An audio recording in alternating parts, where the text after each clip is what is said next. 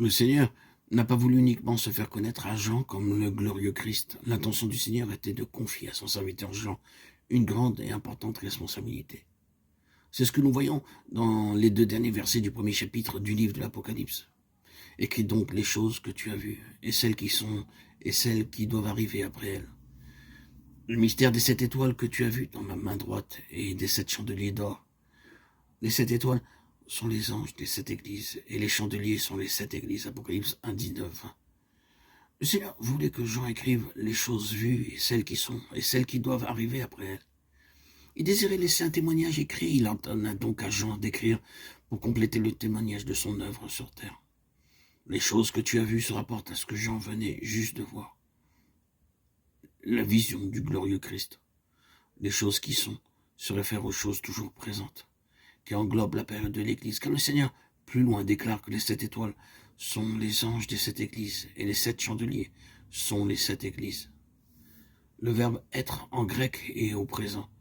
Il en est de même pour le verbe du verset 19. Les choses qui sont fait allusion aux choses de l'Église.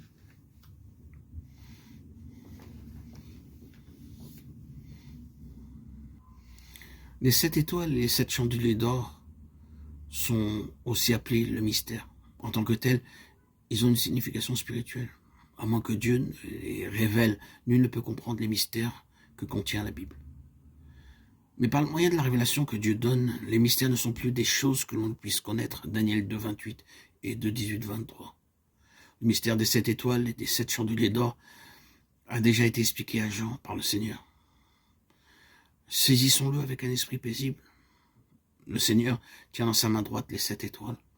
Cela montre que le Seigneur exerce une pleine autorité sur ceux qui symbolisent les lumières célestes et qui doivent exercer leur responsabilité dans l'église où ils ont été placés.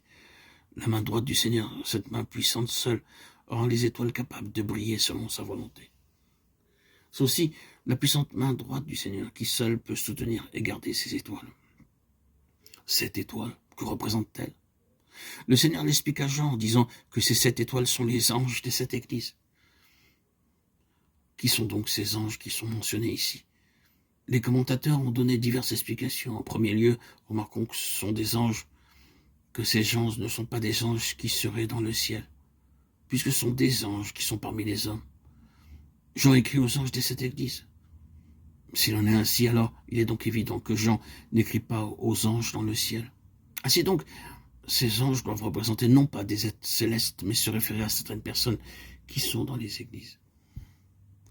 Quelle sorte de personnes sont donc les anges de cette église? La signification du mot messager en grec est quelqu'un qui est envoyé. Ces anges ou ces messagers sont les représentants des églises.